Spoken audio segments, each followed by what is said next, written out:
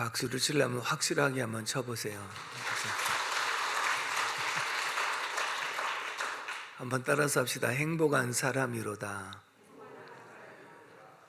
제가 제목을 이렇게 잡았거든요. 그리고 이 말씀의 내용을 보면 모세가 인생의 마무리를 앞두고 기록한 말씀, 또 증거한 말씀이었어요.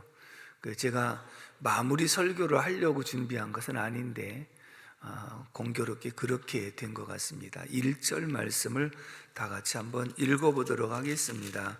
1절 말씀 시작. 하나님의 사람 모세가 죽기 전에 이스라엘 자손을 위하여 축복함이 이러하니라. 아멘. 이스라엘 자손들을 위해서 마지막으로 축복한 내용이 기록된 이 말씀인 것을 알 수가 있습니다. 그러면서 26절서부터 29절까지는 앞에는 이제 각 지파별로 축복한 내용이고 26절에서 29절까지는 이스라엘 전체에게 해당되는 그런 말씀으로 축복한 내용이 보여집니다. 그런데 그 가운데에서 아셀에 대해서 이렇게 축복을 했거든요. 24절에 보면 아셀에 대하여는 일러스되 아셀은 아들들 중에 더 복을 받으며, 그렇게 아들들 중에 더 복을 받으며, 먼저 성경에 아셀은 다자하며 많은 아들을 둘 것이며 그렇게 축복을 한 내용이었어요. 그런데 이 축복이 어떻게 이루어졌는가를 보면 출애굽을 내서 첫 번째 인구 조사를 할 때 아셀 지파의 남자들의 수요가 41,500명이었거든요. 그리고 이제 가나안 땅을 앞두고 두 번째 인구 조사를 했는데 20세 이상 남자가 53,400명이에요. 40년 동안 이 지파에서만 11,900명이 인구가 불어난 거예요. 광야에서 많은 사람들이 다 엎드러져 죽었잖아요. 그런데 많은 사람들이 죽었지만 다시 이 아셀 지파에서 태어난 인구가 그렇게 많은 거예요.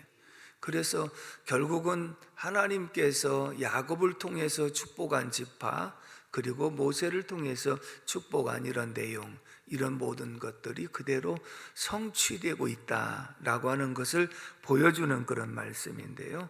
오늘 본문 29절을 다 같이 읽어보겠습니다. 29절 시작. 이스라엘이여 너는 행복한 사람이로다.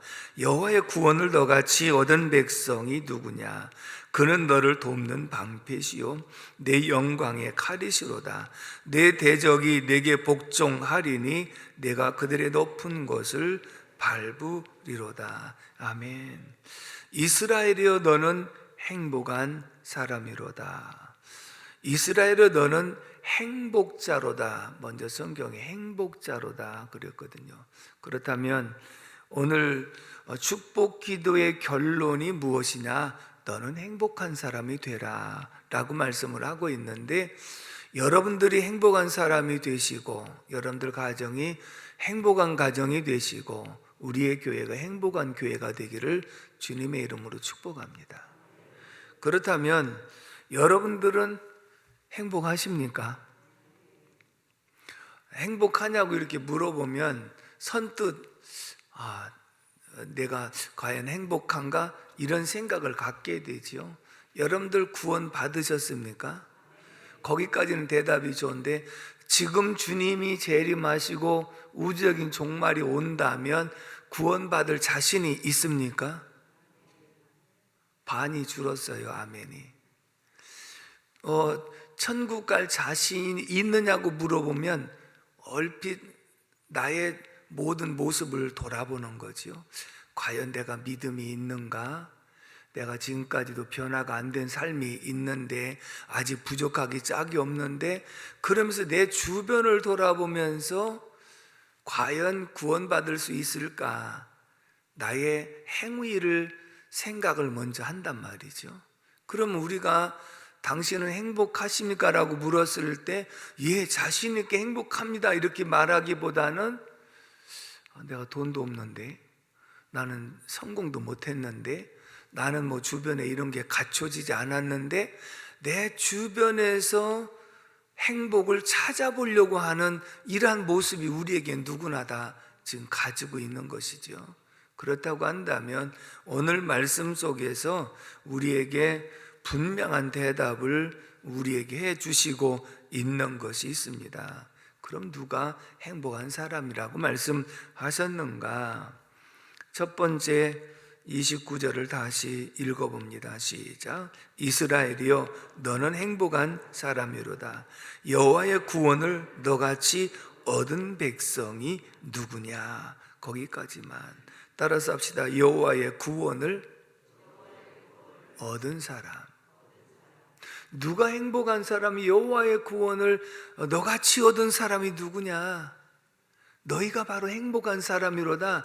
구원받은 사람이 행복한 사람이로다. 아멘이십니까? 그렇다면 여러분들 예수 믿으시지요? 구원받으셨죠? 그렇다면 외적인 조건이 아니라 구원받은 그 자체로서 나는 행복한 사람이로다 라고 말씀을 하고 있거든요. 마태복음 25장 34절의 말씀을 한번 읽어봅니다. 시작. 그때에 임금이 그 오른편에 있는 자들에게 이르시되 내 아버지께 복 받을 자들이여 나와 창세로부터 너희를 위하여 예비된 나라를 상속하라. 양과 염소의 비유 가운데 오른편에 있는 양들을 향하여 예수님이 뭐라고 말씀하셨느냐? 내 아버지께 복 받을 자들이요. 이미 벌써 복을 받았어. 그리고 영원한 새하늘과 새 땅의 복을 받는 자들이요. 이렇게 선포를 해주시잖아요. 다시 말하면 구원받은 백성은 행복한 사람인 줄로 믿습니다. 이미 복을 받았고 복을 받고 출발하고 복 있는 가운데 살아가는 사람이기 때문에 바로 저와 여러분들은 행복한 사람인 줄로 믿습니다. 예수를 믿는 자는 이미 영생을 얻었고 그리고 사망에서 생명으로 옮겼느니라. 믿습니까? 우리가 사망은 죄와 허물로 죽었던 우리들을 생명 가운데 인도하신 분이 주님이시고 그것이 구원이기 때문에 죽음의 공포에서 해방이 되었죠. 죄의 공포에서 해방이 되었죠. 죽어도 다시 사는 영생의 부활의 축복을 우리가 소유하고 있죠. 그렇다면 가장 근본적으로 문제되는 내용들을 다 해결해 주신 줄로, 죄의 문제, 죽음의 문제, 그리고 모든 삶의 문제까지도 완전하게 해결해 주신 분이 주님이시기 때문에 그 주님을 믿고 구원받은 성도라고 한다면 진정 외적인 조건이 갖춰지지 않았어도 행복한 사람인 줄로 믿습니다. 제가 종종 인용하는 말씀 가운데 요한복음 14장 27절에 내가 너희에게 평안을 끼치노니 곧 나의 평안을 너희에게 주노라. 내가 주는 것은 세상이 주는 것과 같이 아니라 그러므로 너희는 근심도 하지 말고 두려워하지도 말라 라고 말씀을 하고 있지요. 그 이유는 우리가 행복한 이유가 무엇이냐? 주님을 영접하고 구원받은 사람이라면 주님이 주시는 마음에 평안이 있다. 여러분, 행복은 어떤 조건이 아니라고 말씀을 드렸지요. 왜냐? 우리가 진수성찬을 차려놓고 먹어도 마음에 평안이 없으면 행복이 아니라고요. 은금보화를 쌓아놓고 내 마음에 평안이 없으면 행복이 아니거든요. 그런데 외적인 조건이 갖춰지지 않았어도 주님이 주시는 이 평안이 우리 속에 소유하고 있다면 행복한 사람인 줄로 믿습니다. 어떤 글을 읽다 보니까 그런 내용이 있더라고요. 한번 따라서 합시다. 세상에서 가장 행복한 사람은 감사하는 사람이다. 그게 멋있더라고요. 이 세상에서 가장 행복한 사람은 누군가? 감사하는 사람이라 그랬거든요. 근데 그 감사는 잘 될 때만 감사가 아니에요. 범사에 감사하니까 안 될 때도 감사하는 사람인데 누가 그러면은 감사할 어떤 상황에도 감사할 수 있는가? 이 말씀은 세상의 조건 때문에 감사하는 것이 아니라, 예를 들면 돈 많이 벌게 해주셔서 감사합니다. 이 조건이 감사하다면 그럼 돈 못 버는 사람은 감사가 없나요? 내가 성공하게 해주셔서 감사합니다. 그러면 성공하지 못한 사람은 감사의 조건이 없나요? 취업하게 해주셔서 감사합니다. 그러면 취업하지 못한 사람은 항상 감사하지 못한가요? 아니거든요. 그렇다고 한다면 감사의 조건이 있어서 감사하지만 감사의 조건이 없어도 할 수 있는 감사는 구원의 감사인 줄로 믿습니다. 그렇다면 이 구원에 감사를 하는 사람은 이 세상의 조건이 여의치 않더라도 할 수 있다는 것 한번 볼까요? 하박국서 3장 17절에서 18절을 다 같이 한번 읽어봅니다. 시작. 비록 무화과 나무가 무성하지 못하며 포도나무에 열매가 없으며 감람나무에 소출이 없으며 밭에 먹을 것이 없으며 우리의 양이 없으며 외양간에 소가 없을지라도, 거기까지만 먼저 봅니다. 자, 만약에 외적인 조건이 갖추어져야 감사한다고 한다면 이 사람은 감사할 조건이 하나도 없어요. 왜? 무화과 나무가 무성하지 못하지요, 포도나무에 열매가 없지요, 감람나무에 소출이 없지요, 밭에 먹을 것이 없지요, 우리의 양도 없지요, 외양간에 소가 없어요. 모든 감사의 조건이 다 사라진 그런 상황인데 18절의 말씀을 다 같이 읽어봅니다. 시작. 나는 여호와로 말미암아 즐거워하며 나의 구원의 하나님으로 말미암아 기뻐하리로다. 아멘이십니까? 외적인 조건 때문에 감사하는 사람이 아니고, 외적인 조건이 모든 게 필요하고 굉장히 힘들고 어려운 상황이라 할지라도 나는 여호와 하나님으로 인하여 즐거워하고 구원의 하나님으로 인하여 기뻐하리로다. 구원받은 것은 영원 불변한 사건이기 때문에 우리는 구원받은 것을 생각하면 언제 어디서든지 나 같은 죄인 구원해 주신 거 너무 감사합니다. 내가 구원받아 오늘 이렇게 하나님을 섬길 수 있어서 감사합니다. 구원의 하나님만 생각을 하면 항상 우리에게는 늘 감사의 조건이 그 속에 있는 줄로 믿습니다. 그러면서 외적인 조건이 채워지면 하나님 또 이것까지 주시니 더 감사합니다. 또 때로는 외적인 조건이 없으면 그리 아니하실지라도 감사합니다. 구원에 대한 불변한 것을 감사합니다. 내 물질이 없어졌어도 내 믿음이 없어지지 않은 것을 감사하고 구원의 은총이 변함이 없는 것을 감사합니다. 항상 외적인 조건이 여의치 않더라도 구원해 주신 은총을 생각하고 감사할 수 있는 이 사람이 진정한 행복한 사람인 줄로 믿습니다. 시편 4편 7절도 이렇게 말씀을 하고 있죠. 한번 읽어볼까요? 시작. 주께서 내 마음에 두신 기쁨은 그들의 곡식과 새 포도주가 풍성할 때보다 더하니이다. 아멘.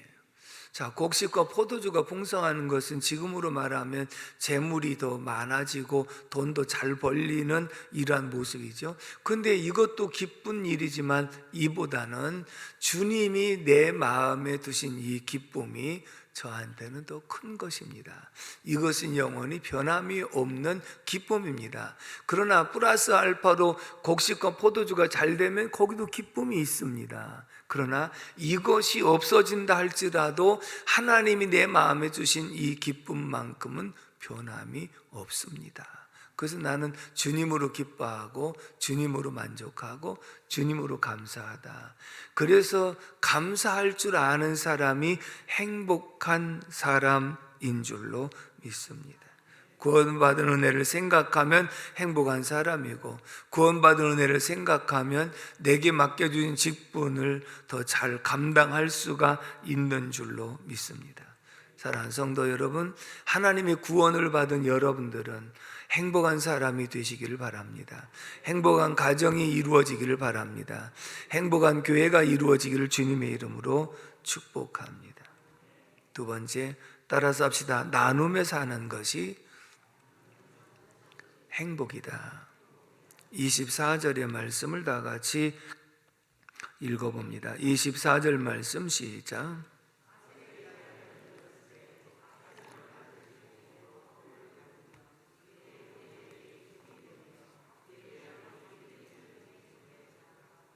아멘.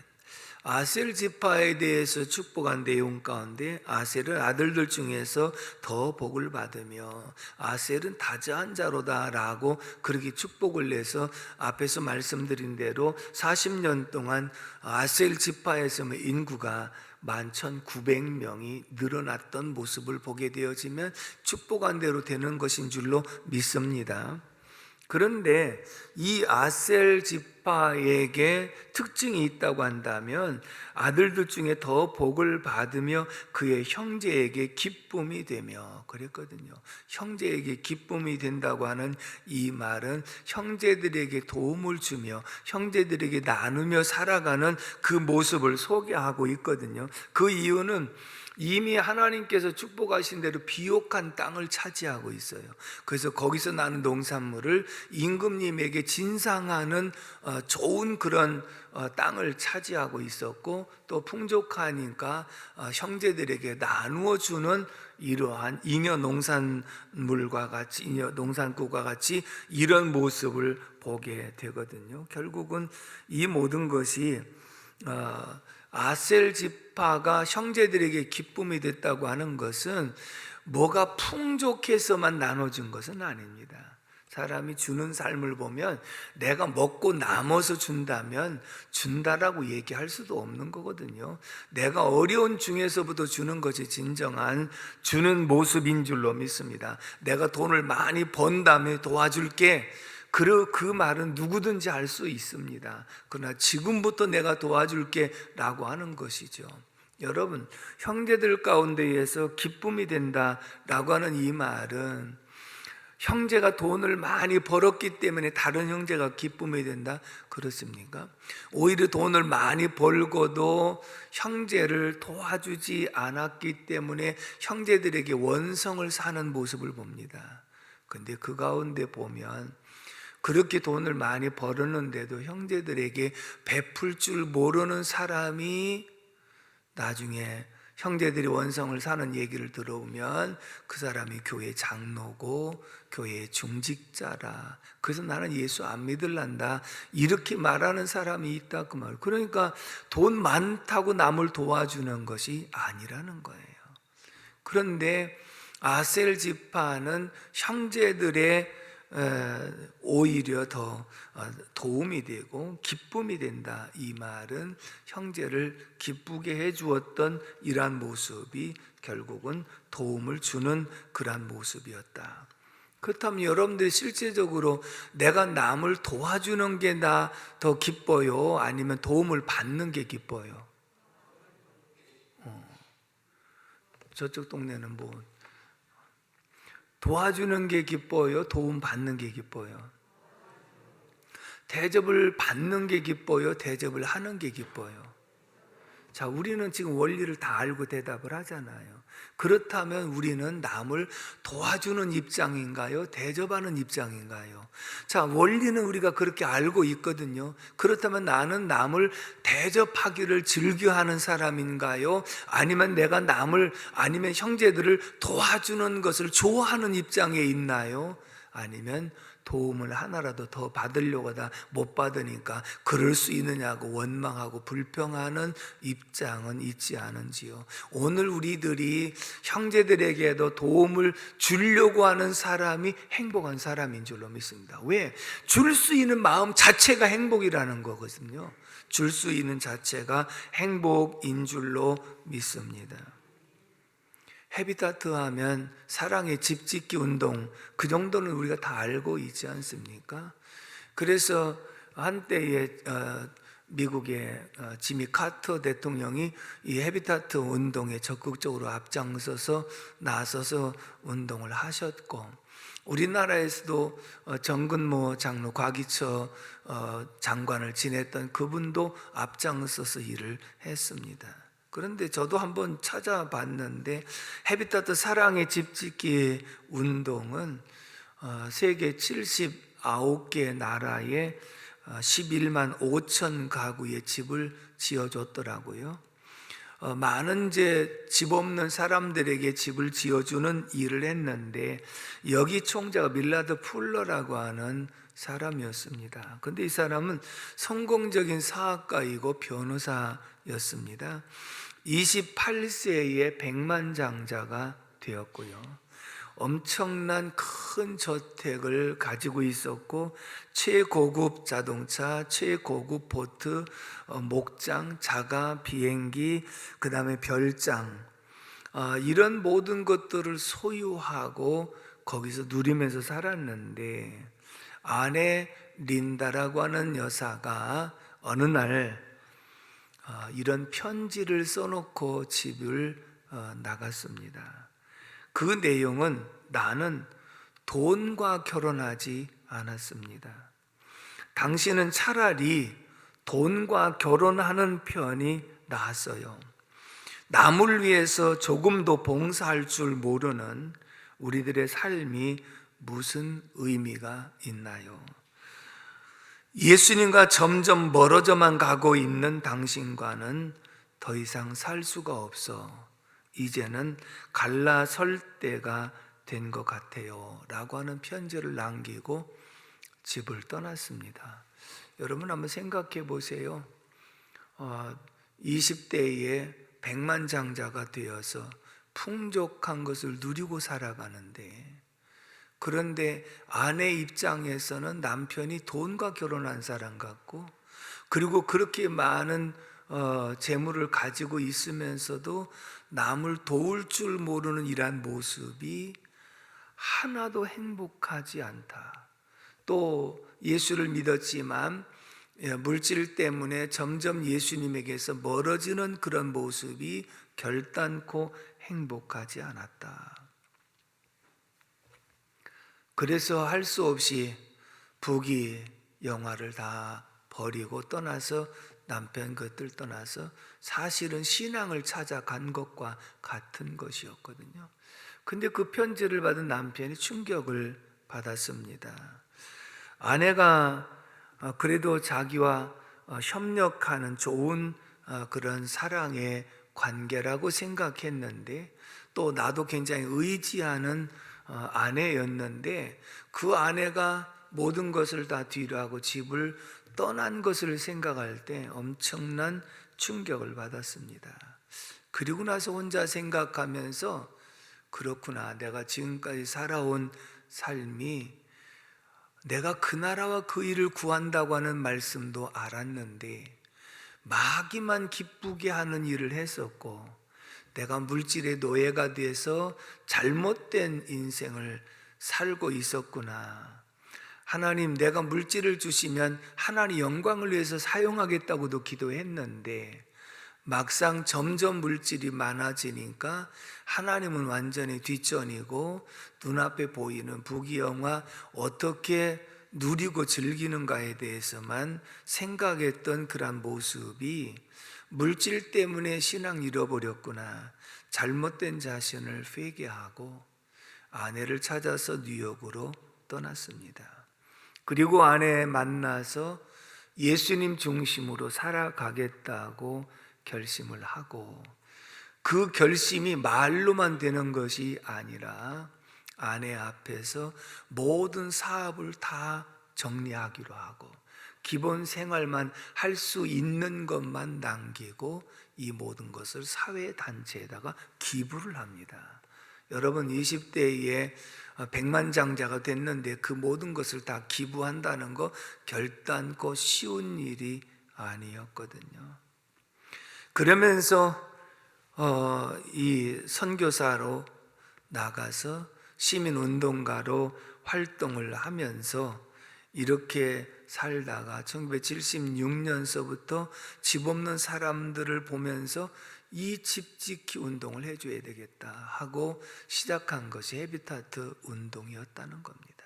근데 그 이후에 부귀영화를 누리고 있었을 때보다도 모든 것을 다 환원하고 그리고 베풀고 집을 지어주고 나누는 삶을 살아가는 속에 진정한 행복이 있었다고 고백을 하고 있거든요. 여러분, 주는 것이 행복인 줄로 믿습니다. 아무리 세상 부귀영화를 누려도 솔로몬이 그렇게 대답을 했잖아요. 내가 모든 것을 다 누려봤어요. 그렇죠? 왕으로서 안 누려본 것이 없이 다 누렸어요. 근데 솔로몬의 대답은 내가 행복했다라고 대답한 것이 아니라 내가 살아온 삶의 아래에서 모든 것이 헛되었다. 나는 행복하지 않았다. 그러나 이 일의 결국을 다 들었으니 여호와를 경외하며 그의 명령을 지킬지어다. 이것이 인생의 본분이라고 하는 것을 깨닫게 되었다라고 고백을 하지요. 우리가 잘 아는 대로 세계적인 부자 록펠러에 대한 말씀을 많이 들었지요. 그도 역시 30대 중반에 백만장자가 되었고 43세에 세계적인 부자 1위가 되었습니다. 그런데 55세쯤 되었을 때 우울증과 그 다음에 소화불량과 여러 가지 중병에 걸려서 더 이상 살 수 없다는 이러한 판정까지 받게 됩니다. 그때 이제 섬기던 목사님이 록펠러에게 권합니다. 지금까지 이렇게 벌려고만 생각했던 것을 나누면서 한번 살아가 봐라. 그 말씀을 듣고 그때부터 교회를 지어주고 그 다음에 자선사업을 해주고 그러면서 베풀기 시작을 했는데 이상할 정도로 몸의 건강이 회복이 되기 시작합니다. 그래서 55세밖에 살 수 없다고 하는 판정 속에서 베풀고 나누면서 살아갈 때 98세까지 살았습니다. 55세까지 자기 것을 하나라도 더 소유하려고 했던 믿음 없었던 사람이 아니었어요. 사람은 누구든지 믿는다 할지라도 내가 물질에 조금 더 눈이 어두워지면 하나님이 안 보이지만 어떤 상황 속에서도 하나님을 바라볼 수 있는 눈이 필요한 줄로 믿습니다. 수많은 사람들의 간증이 그거였습니다. 내가 많은 것을 소유하고 있으면서 하나님에게서 멀어지고 믿음에서 멀어졌을 때는 행복이 없었다. 그러나 이 모든 것 다 내려놓고 났을 때 진정한 행복이 있었다라고 하는 고백입니다. 결국은 오늘 누가 행복한 사람인가? 여호와의 구원을 받은 사람인 줄로 믿습니다. 구원받은 것을 늘 감사하는 마음을 갖고 표현하고 살아가는 사람이 행복한 사람. 그리고 내가 많은 것을 누리는 사람이 행복한 것이 아니라 많든지 적든지 작은 것에서부터 형제들에게 베풀고 나누며 살아가는 이 삶이 행복한 삶인 것을 기억하시고 모두가 행복한 삶을 살아갈 수 있기를 주님의 이름으로 축복합니다. 기도하겠습니다. 고마우신 하나님 아버지, 은혜와 사랑을 진심으로 감사를 드립니다. 오늘도 하나님께서 우리에게 말씀 주셔서 누가 행복한 사람인가? 여호와의 구원을 받은 사람이고 형제의 기쁨이 되고 베풀고 나누는 사람임을 가르쳐 주신 거 감사합니다. 행복한 사람, 행복한 가정, 행복한 교회, 행복한 직장과 사업장이 되게 하여 주옵소서. 예수님의 이름으로 축복하고 기도합니다.